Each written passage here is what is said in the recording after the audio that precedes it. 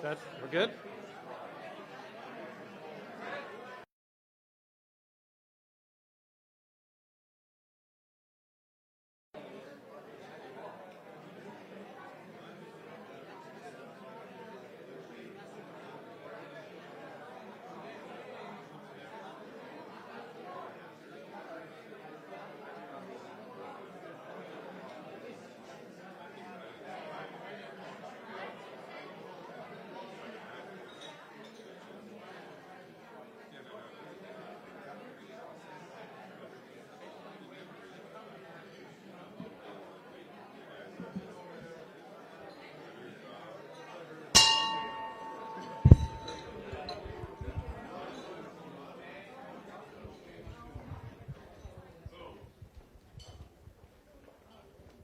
Welcome to the fabulous Las Vegas Rotary Club. For this Rotary year, our president, Barry Rassin, asks us to be people of action and to be the inspiration. This club's continuing mission to teach youth to succeed through literacy, education, and life skills development is the inspiration that President Rassin asks of us, and the numerous local and international projects that we participate in and support are the action that he asks us to take. My name is Jim Cole, and I thank you for giving me the honor and the privilege of serving as the 96th president of what is, without any doubt, the best Rotary Club in the world. Invention, the telephone. And in 1936, Hitler reoccupied the Rhineland. Just so you know, in Indiana, the value of pi is 4, not 3.14. And people from Indiana wonder why Houston got NASA. This time I'd like to invite Dr. Kathy Mahan to the front, please. Thank you. Okay, this is spring. I brought these up because Bob brought them today. They're Eureka lemons, and he grew them. And I just want to have a remembrance of the fact that despite we have drought, we still have wonderful fruits and vegetables, including fresh asparagus and all. So my blessing today is... Praise be thou, Lord our God, King of the universe, who created the fruits of the earth, because we should be very grateful for every lemon and asparagus we get. Thank you. Ted McAdam. Thank you, President Jim. Dr. Mahan, that was very nice. Thank you. We're not going to sing about asparagus today, but I do like asparagus. When you reflect on the last few weeks, God has given us an incredible amount of beautiful weather. And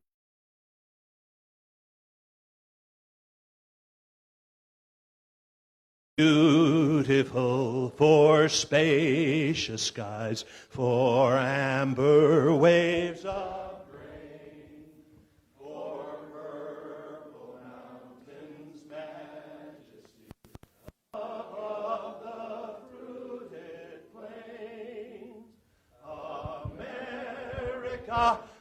America, God shed his grace on thee and crown thy good with brotherhood from sea to shining sea.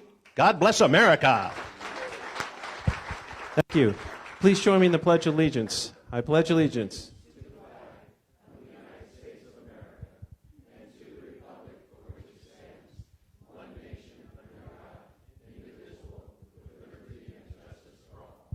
Thank you. Please be seated. Our Sergeant at Arms today is Doug Grant, and as he takes the microphone around to introduce our visitors and guests, please remember we hold our applause until the end. We have international. Yes, we do. Dougie. Yes, we do. We have our returning champion. And listen, he's got something to do to help us on our fundraiser. Go ahead, say it. Well, I was going to leave that to the president to do, because I think that... You want him to do it? Yeah, because he knows everybody here better than I do. But I just want to say thank you, and I'm really happy with the Golden Knights last night, and Even though I'm from Calgary, they're my team. Thanks. Good to see you 5 again. in a row. Murray, can you believe it? That's it. Thank you. Do we have visiting Rotarians? If you're a visiting Rotarian, please raise your hand. No other visiting? Okay. So, if you are a Rotarian with a guest, please raise your hand so that we can meet your guest. Colin.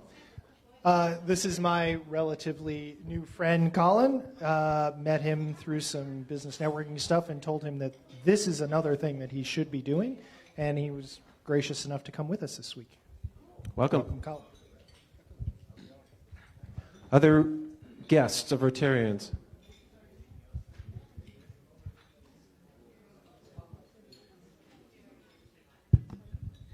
Good afternoon, everyone. The guest at our table today is Jason Bailey. Jason is with the Southern Nevada Water Authority, and he's here with the speaker today. Welcome. Other guests of Rotarians today?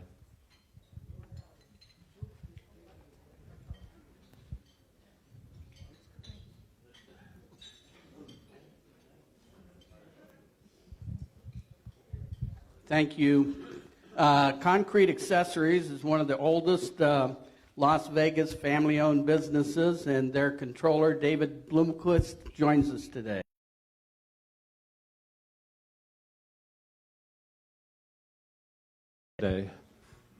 Seeing no other guests, I'd like to go ahead and introduce the head table. Seated directly to my right is our speaker, John Ensminger. To his left is, boy, there's a long title here, Assistant Governor, Past President, Dr. Michael Gordon. And seated to his left is our current District Governor, John Chase. Please join me in a round of applause for all of our visitors and guests.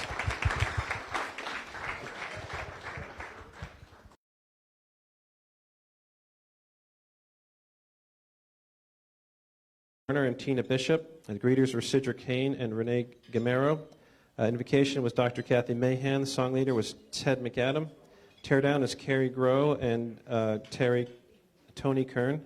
Our Sergeant at Arms is Doug Grant. Our photographer is Jim Tucker. Tickets today was Deb Granda. And all things technical are Kirk Holmes and Stu Lipoff. And Facebook is Adam Homey and Francesca Gilbert. Thank you, all of you. Today is the first Thursday of the month, and so, Doug, could you take the microphone over to the birthday table?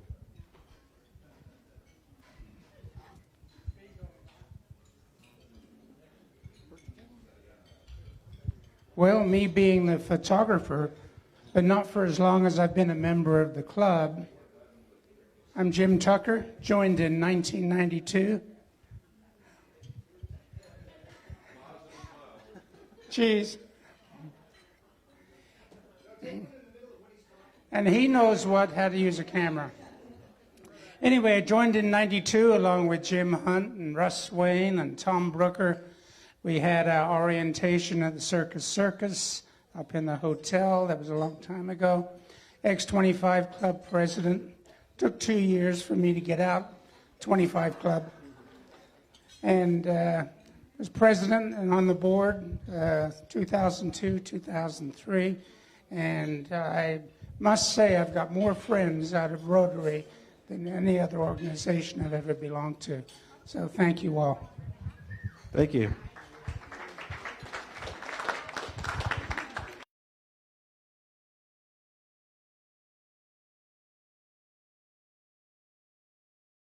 Celebrate my 25th year in Rotary, so I'm excited to be in this club for 17 of those. My first club was in the Republic of Palau, so I've been in small clubs, medium clubs, and of course the large best club in the world. And I can tell you, the minute I joined Rotary, I knew it was in my blood forever. And whether you're in a small club, a medium club, or a large club, there's amazing stuff that goes around all over the world, and I'm proud to be a Rotarian. Thank you. I'm Michael Williams, and I'm kind of new to this compared to my, just 5-6 years. I've lost track of time. It's absolute joy and honor to be here every Thursday, almost every Thursday, to be with my fellow Jedi doing wonderful things in the community. And we're supposed to say something about our age. I'm so old that the last time I blew out my candles on my birthday cake, it started a brush fire. I'm just an interloper, Mr. President. My birthday's next month. Oh, fantastic. You brought your checkbook this month? Okay, consider yourself fined $100. Sidra, could I entreat you to help us serenade our birthdays? And if you actually have a birthday, would you please stand? That doesn't mean you, Dave. Okay, everybody, nice, rousing, happy birthday for these three people over here. You can note.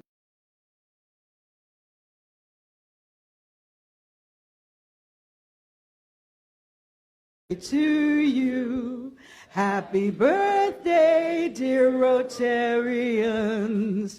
Happy birthday to you. Good job. Thank you. Could you take the microphone over to Kim Yoni? And while you're walking over there, just a couple of quick announcements. Kim is over there in the corner. We have our membership cards are still on the table, so if you have people that you are interested in inviting to the club, please grab a card on the way out, and that will help them to come and visit with us. If you have registered for the International Convention and have not emailed me yet, would you please do so? District Gala, District Conference and District Assemblies May 3rd and 4th.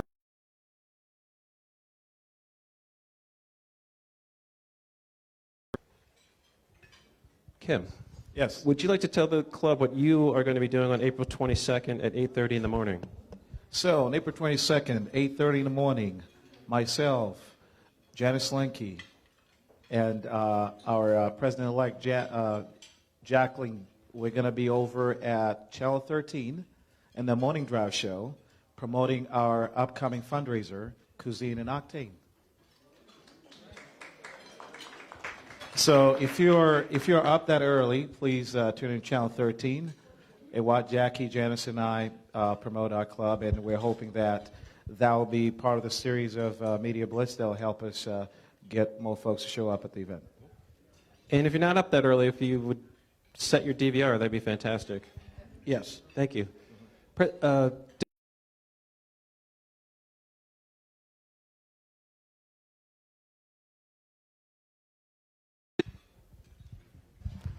Thank you, Jim. I just wanted to take 30 seconds to remind everybody the gala is coming up March 16th, top of the World Market Center. Ramesh Ferris, a polio survivor, is going to be our keynote speaker.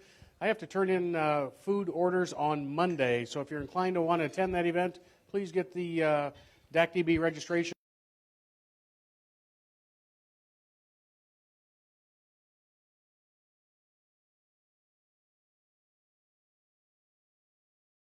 Gala. Thanks very much. And just so you're clear, you can sign up in the Green Book.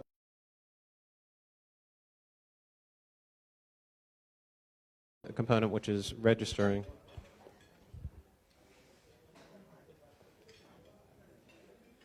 So at this point, we're going to just take a few minutes and have some fellowship.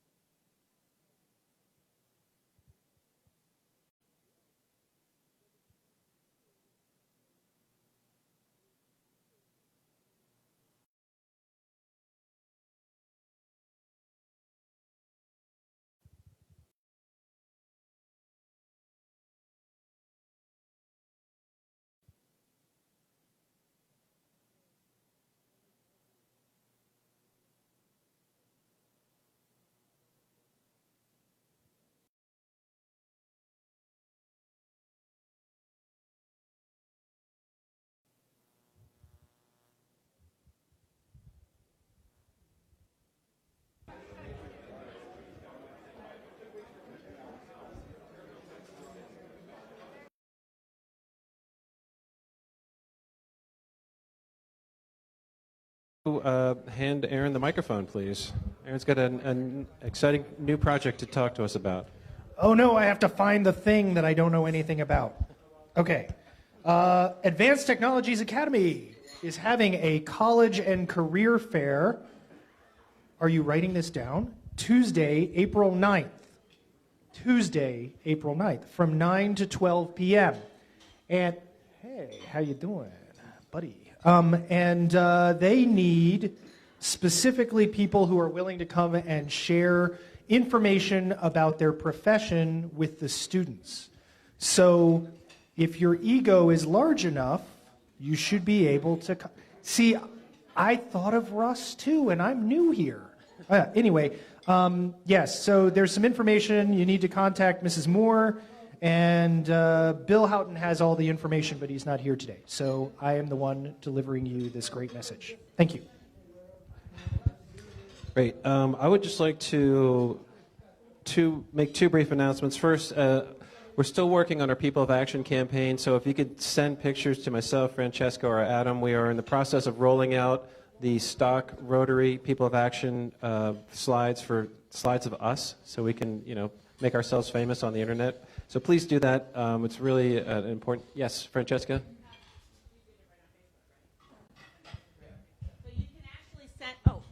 You can actually send the photos right to the Las Vegas Rotary Club Founded 1923 Facebook page as a message. Is that right, how you did it, Kirk? Yeah, so you can send them directly to the Facebook page, and then I will do whatever needs to be done from there. That way you don't have to memorize anyone else's email address. So thank you guys for any photos. And we are going to start a Project 150 clothing drive this month. And as you recall, this is the organization that they help homeless high school children stay in school by providing them support.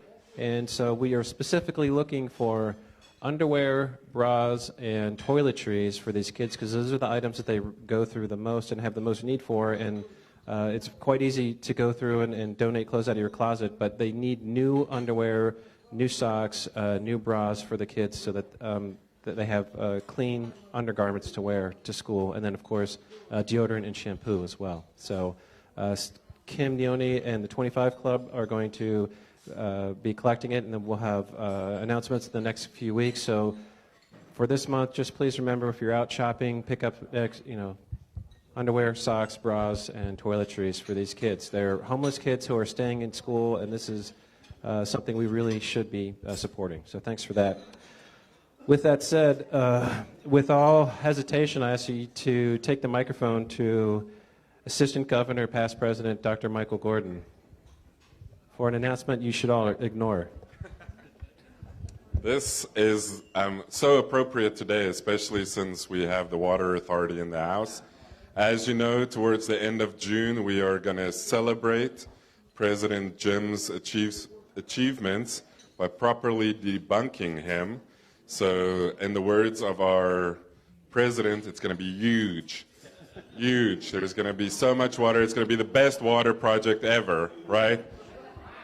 Most water used ever in a debunking. So, if you would like to be part of the planning of the debunking of our president, please come to our kickoff meeting next Thursday at 11:30 out here in the bar. Thank you. Thank you. Could you take the microphone to Dr. Kathy, please? Dr. Kathy Mahan. Thank you, Doug. I just am trying to remind you that there's a breakfast with books at Beckley on the 12th of March. And yes, I did help set up the program at Beckley long ago and far away because I'm that old. And so please support Breakfast with Books over at Beckley. It's a lot of fun. And also remember, on the 23rd of March, we're doing a Stop the Bleed project. It's a 1-hour course on helping to stop hemorrhages and stuff like that over at University Medical Center in the Delta building, which is behind the 2040 building on Charleston. And it only takes an hour. It's from 1 to 2 in the afternoon. And they say that if everyone had known how to do it, only half the kids at Sandy Hook Elementary would have died because they died of hemorrhagic shock. So, yeah, please sign up for that too. That's in the book, and if we could make an effort to keep the Green Book moving this week, we have quite a few things in there, so we actually didn't make the rounds last week, so please get the Green Book going through. I appreciate that. Could you take the microphone to past President Dave Thorson, please?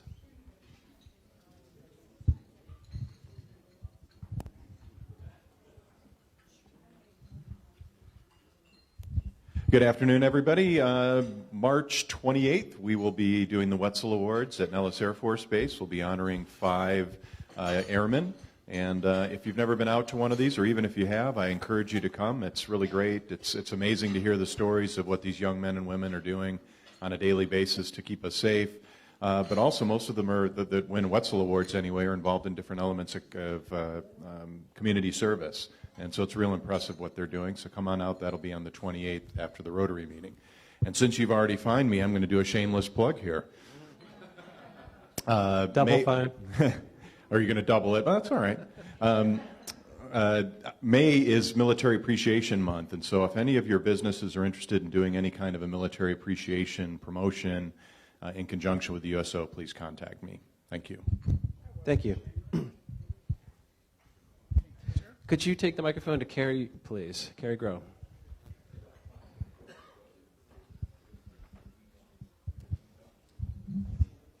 We are having another 25 Club event. It's at Pinot and Palettes. We will be doing a learning how to paint. It is April 18th from 6 to 8:30 at Pinot's Palette in Town Square. We are limited to 20 people to sign up. And so if you're interested, it is $39. The drinks and hors d'oeuvres are separate charge. Thank you. Could you take the microphone to Jamel, please? I think she's over.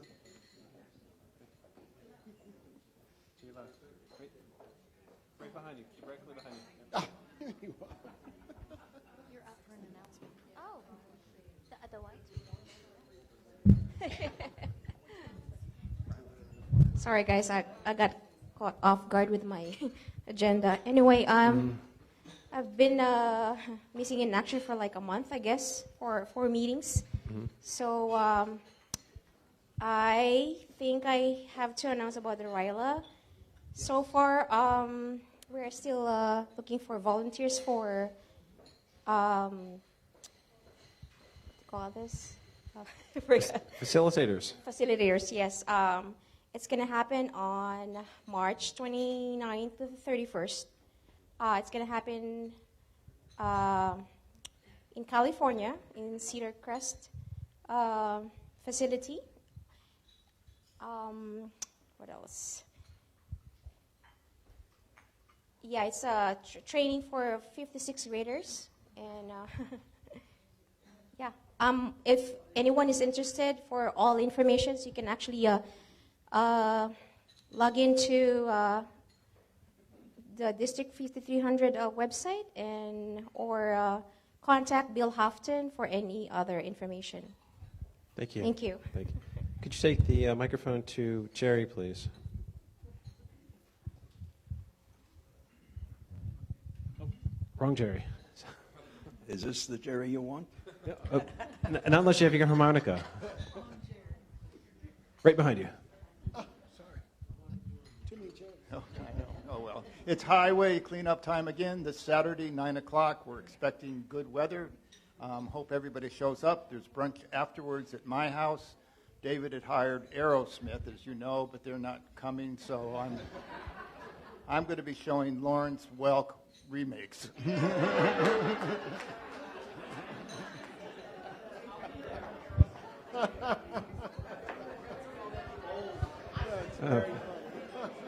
Could you take the microphone to past President Jim Hunt, please? Past President Jim Hunt, yeah.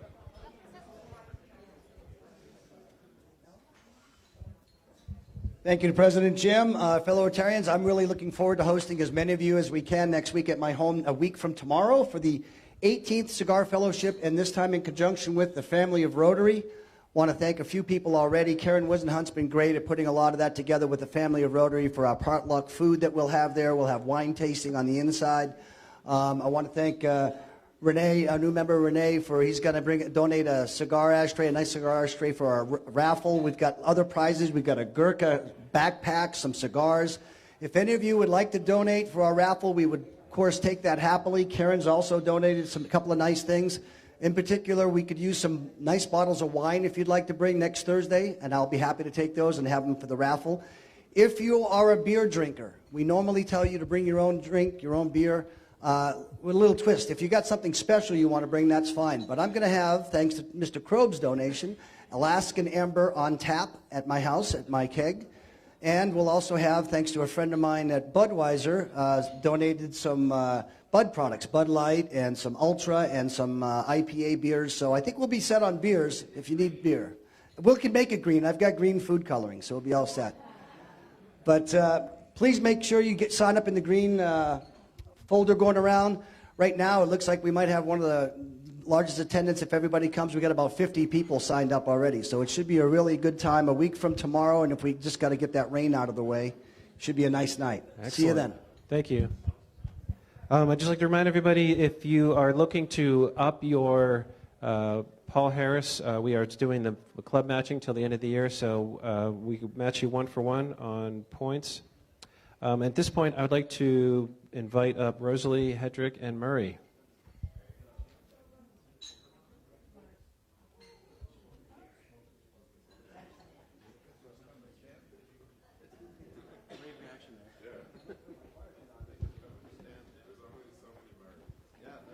No, there's only one Murray, and he's right here. And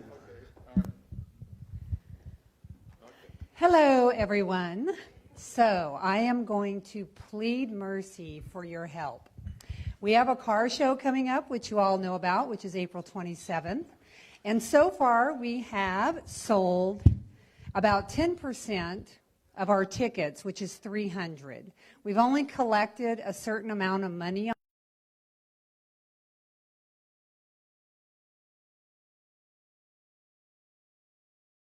have not been returned yet.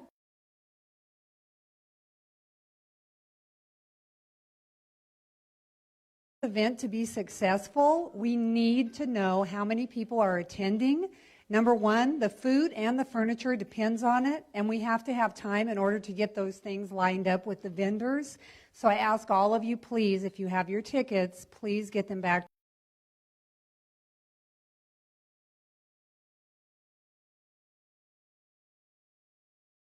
Tickets and either buy them for yourself or sell them to your friends and family, coworkers, etc. So if you could please help us support this event. This is our major fundraiser, and we really, really want it to be successful. And in addition to that, we have really great vendors who are participating. We'd really like to make a nice impact on our community so that going forward, this event will be looked at as something that everyone would like to attend. So we have some great prizes that we've already had donated.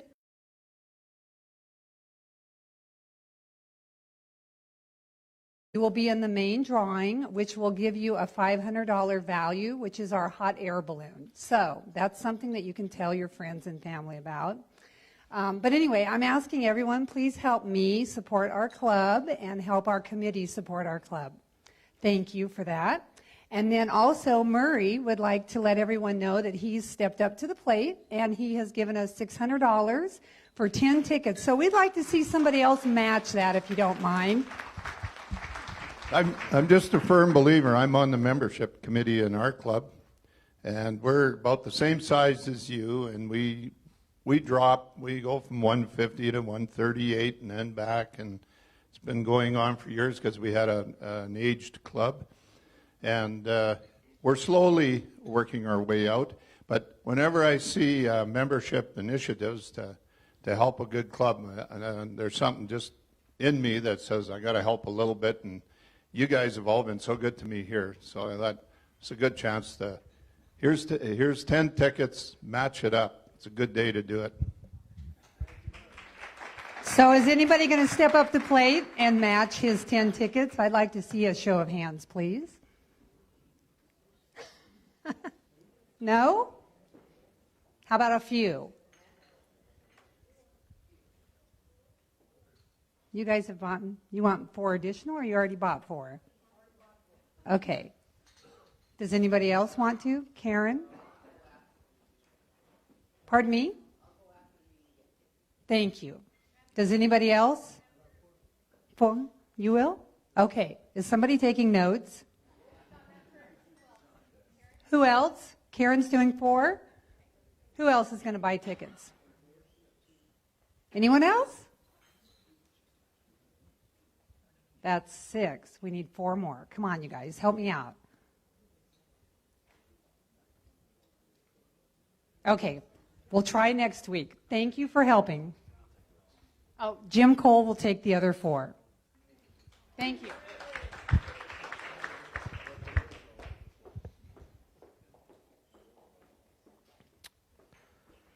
Could you take the microphone to Paul Kruger, please?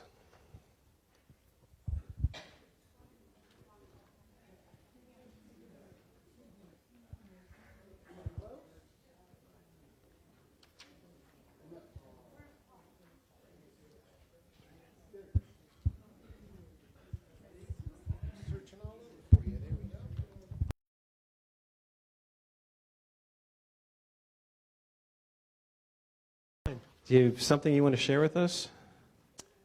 I've already had enough birthdays. I decided not to have one today. I see. What month is your birthday in? March. And you're... I realized it when I looked at the table and went, uh-oh. So anyway. So we thank you so much for your donation to the club. Okay. Happy birthday to us. Okay. Thank you. Okay, at this time, I would like to invite, the raffle. Everybody wants the raffle, and I get yelled at for not doing that. Okay, the winning ticket on the raffle is 241-3145. 3145. Excellent. It's Jerry number 2.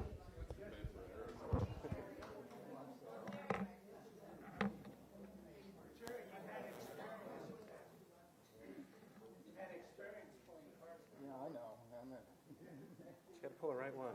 All right, I think it would be this one right here. Way to diamonds.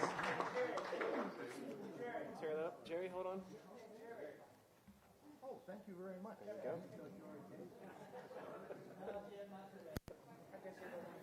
you go. No.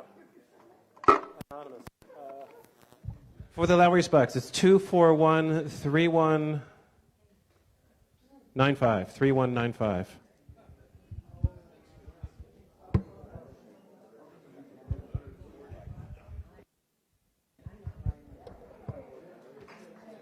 Fantastic. Thanks, Val. Yeah. Wife gave it to me. Thanks so much. Thanks. Perfect. Excellent.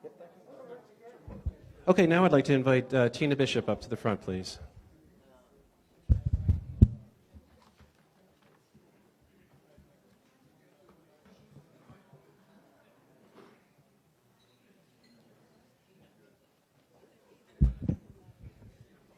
Hi, everybody. It's my pleasure to welcome John Ensminger back to the Las Vegas Rotary Club. It's wonderful to hear from him periodically to find out the status of our water, our most precious resource here in the desert, especially for our lemons and asparagus. For those of you that don't know him, John oversees the operations of the Southern Nevada Water Authority. He's been serving our community since school at the University of Colorado.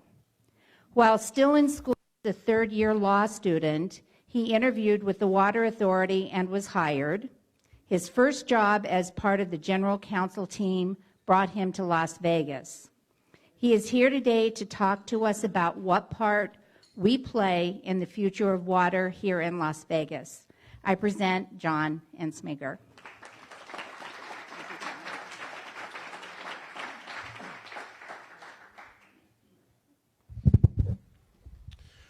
Well, thank you very much for having me back. I think it was just about a year ago that I visited with you guys last time.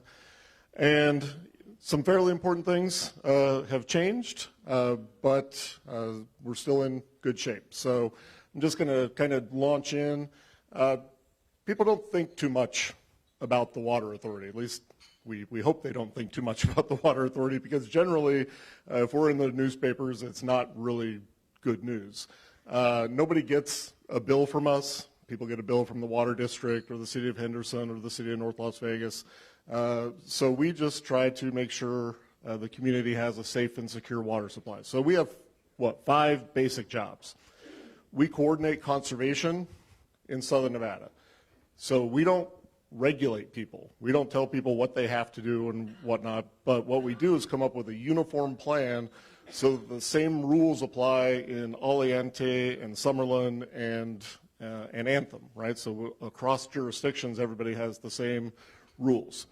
Water supply planning, we do a 50-year resource plan every single year so that our community constantly has a 5-decade outlook on what our water supply portfolio looks like. Water quality, we have 2 world-class water treatment facilities, a world-class water laboratory out on the shores of Lake Mead to make sure our water is safe to drink every day. Infrastructure, we build lots of very big things that nobody ever gets to see. We've built about $4 billion worth of water treatment and conveyance infrastructure since the early 1990s. And then we buried it, and nobody gets to see it. And stewardship.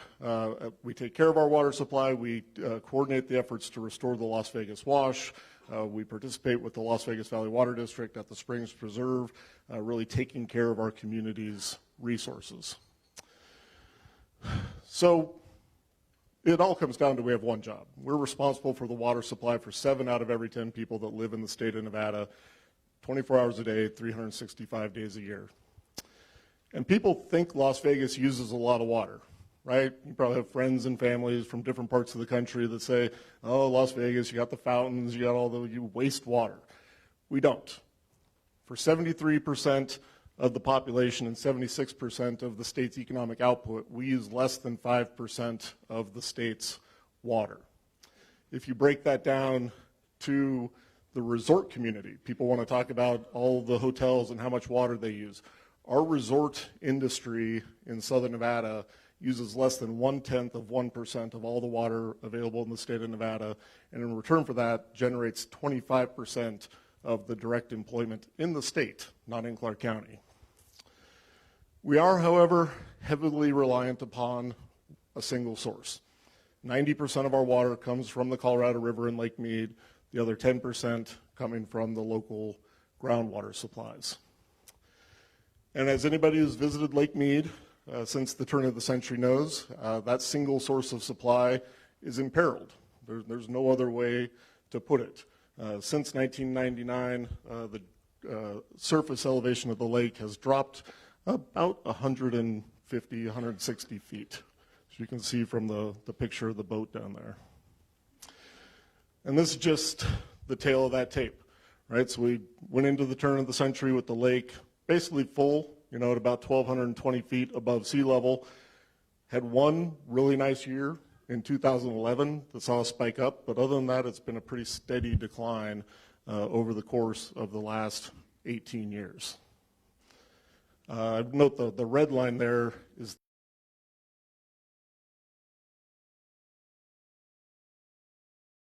the Colorado River. We sit today at about 1088. That first level of shortage declaration is 1075. And if we get normal hydrology in the Rocky Mountains, this is what we can expect over the next 2 years. We can expect the lake to go from 1088 to 1067, and then in 2021 to drop to 1053. So unless we get some really big winters in the Rocky Mountains, generally speaking, the lake is going to continue to decline. So what does a shortage mean? That sounds scary, right? We have a water shortage. Shortage is a legal term. It's not an actual requirement to reduce the amount of water we're already using. And Nevada, alone among the 7 states that shares the river, is actually in really good shape when it comes to this. So the elevations here on the left are the trigger points where the federal government makes reductions. So you can see at 1076 and above, we get our full legal entitlement of 300,000 acre feet. For each 25-foot increment, we lose access to 13,000 acre feet, 17,000 acre feet, and 20,000 acre feet of water. However, today, and 2008 numbers or 2018 numbers are about 244, we're only using 244,000 acre feet of water. So even when the federal government comes in and says, okay, you're only legally entitled to take 280, we still have 36,000 acre feet of water extra. So what a shortage declaration means for Southern Nevada isn't that we have to use less water than we're using today. It means we have less extra water. So what we're working on right now with the other states, and you've probably seen, I hope some of you have seen it in the papers, we're trying very hard by March 19th to send to Congress, to the Secretary of Interior, a 7-state plan to slow the rate of decline in Lake Mead. And we're really trying to avoid getting down towards 1,000, because at 1,000 feet above sea level, things start to get really scary. Lake Mead only has 17% of its capacity. Hoover Dam is basically not generating any hydroelectric power. And you're getting to the point where it would be difficult for the Bureau of Reclamation to release water downstream to California and Arizona. So that's the scary part of my presentation. The good news is the Water Authority and this community have spent the last 20 years preparing for exactly this scenario. So what have we done? I'll walk through all of it, but we've banked water, we've done resource planning, so again, assuring that 50-year outlook. We're a world leader in urban water conservation, and most importantly, we've secured our delivery through infrastructure. So I'll start with the last one first. This isn't sneaking up on us. In 2005, we began planning for the third intake. That's a 2.5-mile, 20-foot diameter tunnel underneath Lake Mead. Cost $817 million, and as of today, it is fully operational, and 100% of the water that we're pulling out of Lake Mead is coming out of that intake.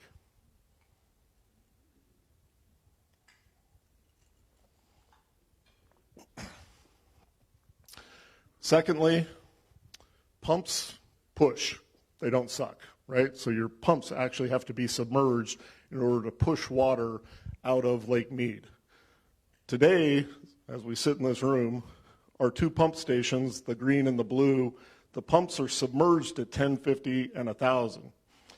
So we are about 14 months out from completing a new low lake level pumping station, which is a $650 million capital project that will fully replace the capacity of the first two pump stations, interface with our new third intake, and together those two infrastructure projects will give us the ability to pump 900 million gallons of water a day out of the lake and fully secure our community's water supply. And I'll tell you why.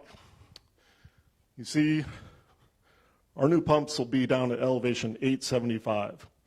Up here at 895, that's the elevation at which the federal government cannot release water from behind Hoover Dam. So we're guaranteed to always have a 20-foot water column over our intakes. Water banking. Again, we're using about 243,000, 244,000 acre feet per year. We spent the last 20 years banking water all over the region. The 282,000, that's intentionally created surplus. That's just a fancy name for the water we've stored in Lake Mead. We've physically injected water into the aquifer here in the Las Vegas Valley. That's the Southern Nevada Bank. And we've worked with our neighbors in California and Arizona to bank water in those states. So if you add all that up, we have 7, 8 years of our current demands in reserves, in physical banked assets. Lastly, getting to conservation. Now, people always ask us about indoor conservation. We tell them indoor conservation is important if you want to save electricity, if you want to have a lower water bill, if you want to save us on chemical costs, but it doesn't extend our resource. And that's because if it hits a drain in southern Nevada, we treat it, we put it back into the lake, and we can take out the exact same amount of water. So our real focus is on reducing outdoor water usage in the valley. And that's why the flagship of our conservation programs is the Water Smart Landscape Rebate Program. We've spent about $230 million since 2002 paying people to take out grass. Last year, our board raised that incentive to $3 a square foot, and you can see the results. You can we've taken out enough grass in this valley, you can take an 18-inch piece of sod and roll it 95% of the way around the circumference of the earth, or fill a bunch of Luxor hotels. And the results are fantastic, right? Despite our population going up 43%, our per capita usage is down 36%, and our overall water consumption is down 26% in that same time period. And a year ago, when I talked to you, I would have been celebrating these numbers. And I still do, because it shows a real commitment on behalf of our community to adopting a culture of living in the desert. But my problem is this. In the last year, those numbers are going the wrong way. So while we're still a world leader in urban water conservation, we can't sustain this for very long. So the primary policy goal of the Water Authority right now is to reverse this trend and get our community back towards reducing our overall water consumption and certainly our per capita water consumption. And we know why it's happening. You don't need to look very far in this town for all the cranes, all the earth-moving equipment. We're in an expanding economic climate, but we're also in a drought fatigue, right? If you had a child who was graduated from high school last year, they were never alive when we haven't been in a drought. We have constantly inundated our community with drought messaging, with conservation messaging, so that's led to some complacency. But we don't have a choice. We have to turn those numbers around. And the number one thing we need to stop doing is putting in grass in places where people don't actually utilize it, right? I don't have any problem at all with schools, with parks. I'm not picking a fight with soccer moms. But if the only people that walk on a piece of grass are the people that mow it, that's not a luxury our community can afford anymore. And this just breaks it down. With all the gains we've made in this community, we estimate that there's 5,000 acres of turf in our community that only gets walked on when people mow it. So it's not just one. It's residential, it's multifamily, it's commercial. So throughout our community, we have a challenge to get this grass out and save that water. You gonna let your kid play Frisbee on that?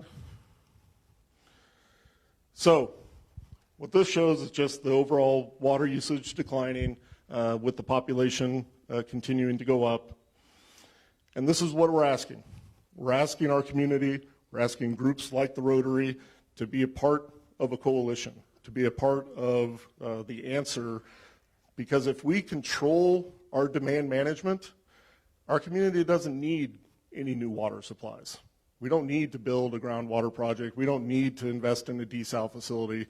We can control our water future, certainly for the next 30 to 40 years, simply by adopting a culture of living in the Mojave Desert and getting rid of this ornamental turf. So we have a new app. I want you to download it. If you see somebody breaking the rules, I want you to rat on your neighbors. We'll roll a water cop. We'll give them a warning, and then we'll move on. I want each of you to go home. Who knows for sure that your sprinkler clock's only set for 3 days a week right now? Okay, that's a third of you. It should be off, given the amount of rain and snow we've had in the last couple of days. But if it's not, you're never allowed to water on Sunday. Everybody in here for sure know that your clock's set to never water on Sunday? Okay, there's a third of you nodding along. If you're not sure, go home. It's the easiest thing. Click, click, click. You can save 55 gallons a year for every foot of turf we take out. We control our own destiny when it comes to water, but it's going to take all of us. Thank you very much.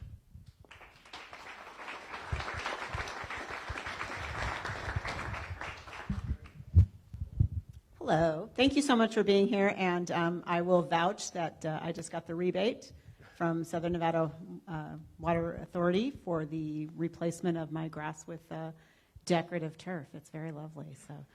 So my question is, have you done anything to work in conjunction with the homeowners associations?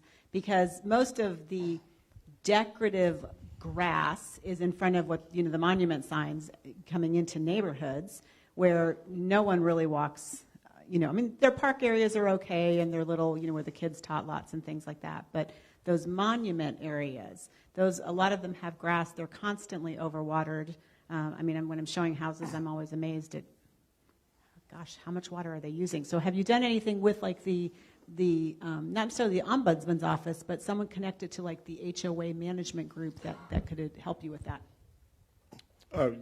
Yes, we're targeting bigger HOAs, and we've had, I believe, 250 meetings with HOA boards in the last 6 months. So we know there's certainly a lot more to be done, but there's two groups that are going to be our toughest nuts to crack, so to speak, in doing this, and it's the HOAs and it's the property management companies. When it comes to the commercial properties, lots of these are LLCs. It's hard to see who's making the decision for it. The landscaper's not going to make any decisions. So getting into those two markets, so to speak, is going to be our biggest challenge. We are making tremendous progress with the help of Howard Hughes on the west side of town. I had a chance to fully brief their executive team in about September, and they're now taking us around to each of the sub associations to get in to, like you said, talk about those monuments.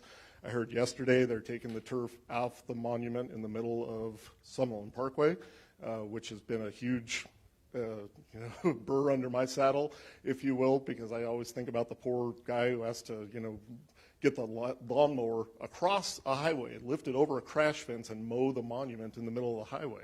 It's just crazy. So they're taking that grass out. So your point is well taken. We're well aware of it, and that's a major focus of ours. So thank you for all your efforts. But I have a question about California, which seems to be the real problem.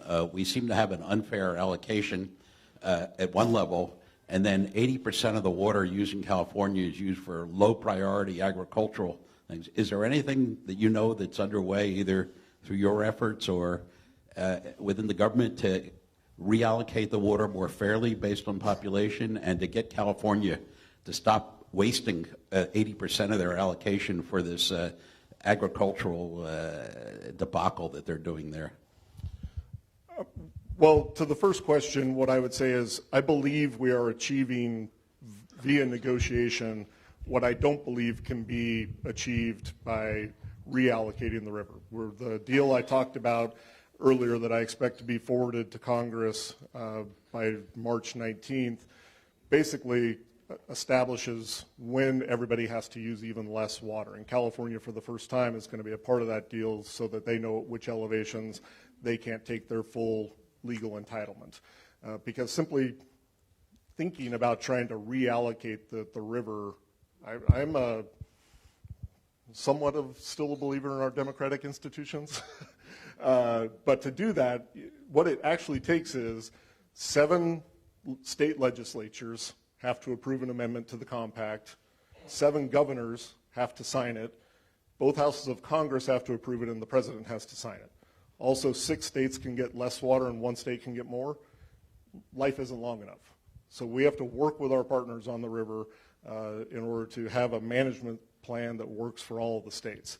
And I think those low priority crops, I think the market is going to take care of that. There's already been substantial transfers from the Imperial Irrigation District, the Coachella Valley, into coastal California. Eventually the market's just going to price out those low value crops. Two quick questions. Like when you said that we had 36,000 acre feet, I think, that we didn't use from our allocation, does that get banked for next year? Can we use that next year? And the 3 straws that you mentioned, we have that newest, lowest straw. Of those 2 above, they're no longer in use at all, and can they be used again if the water does come back up? Yes, so any extra water we have can go into those different bank accounts, right? We could decide to inject it into our aquifer here, we could leave it in the lake, or we could work with Arizona and California to let them borrow that water and in return get it back at a future date. The answer to your question is the lake is still above those upper 2 intakes, so we could be utilizing them today, but when we finished the 3rd intake, we capped both of those and started using the 3rd intake primarily for temperature. When we activated the 3rd straw in September of 17, the water temperature we were delivering to Henderson went down 14 degrees overnight. And that's a huge deal in the water treatment business. Warmer water is significantly more difficult to treat and has a much shorter shelf life once we deliver it into our retail reservoirs. So that's why we're using exclusively the 3rd intake right now. Hi there. I have one question. Do you allow tours at the water facility so people can see what you're doing out there? Yeah, it needs to be coordinated and set up well in advance. We do have some security protocols to be able to screen people. I mean, all of our facilities at Lake Mead are on Department of Homeland Security's watch list, so there's some hoops to jump through. But if you have a group that wants to have a tour of our facilities, we can arrange that. Oh, this whole thing? All of it? Might need to break into 2. but yeah, we can work with you. I've often thought about being proactive and educating kids by going to schools, maybe even distributing little timers for showers, like 2 or 3 minutes.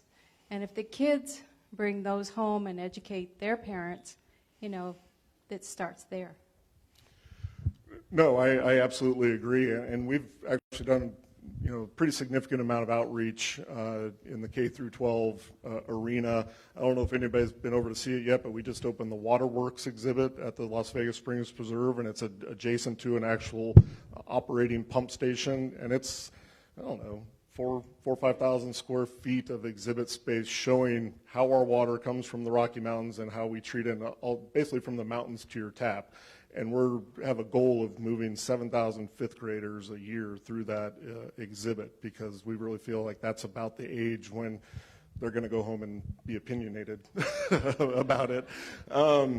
We also do our Youth Advisory Council that is a junior or a senior from every high school in the Las Vegas area that forms a committee each year, and they do the research and they bring their recommendations to our board of directors so that we're hearing directly from our youth about the direction they want to see our community going in. Hi, I'm Kathy Mann. I was wondering, what constitutes dead pool? Is that 875 feet, 895 feet? I mean, is that when we all have to move to Seattle? Could you explain? Sure. So dead pool, we should probably come up with a chippier term. Dead pool is the point at which the elevation of Lake Mead is below the bypass tubes in Hoover Dam. So by the law of gravity, not the law of man, you can no longer get water through the dam. Our new intake and our new pump stations are 20 feet below that. So we'll always have 20 feet of water above our facilities. That's why really we're in the best situation of any major metropolitan area in the 7 states, because Phoenix, coastal California, Tijuana, Baja literally could lose access to the Colorado River while we can still take our legal entitlement. Actually, coming in, when we first talked, he said he could stay for questions. I know we have tons of questions, and so he'd be more than happy to answer them. And in the interim, I would like to present you with the Share What You Can Award, which we will give a meal to a needy veteran in your name here in the Las Vegas Valley. And so thank you so much for coming and talking to us. It's great, again. And as you can tell by the questions, we know you got a good speaker when you can't get them all answered. So thank you so much. Really appreciate it. Thanks.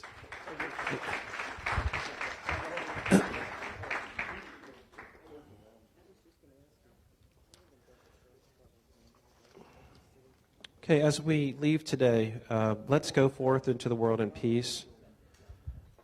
Be of good courage. Hold fast to that which is good. Render to no one evil for evil. Strengthen the faint-hearted. Support the weak. Help the afflicted. Honor all persons. Love and serve each other, rejoicing in the fellowship of Rotary. Be people of action. Be the inspiration. Meeting adjourned.